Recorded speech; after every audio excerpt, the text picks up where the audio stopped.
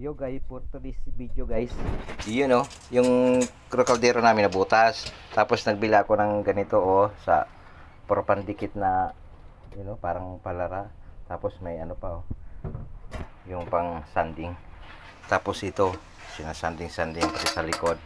Tapos ang dinikit ko, di man nagadikit mga idol, natatanggal. So pag binawsan mo ng tubig na nagaanod-anod na. Yan o. Discount naman mga idol. Huwag na kayo bibili ng ganyan. Dikit-dikit. Hindi naman pala totoo yan eh.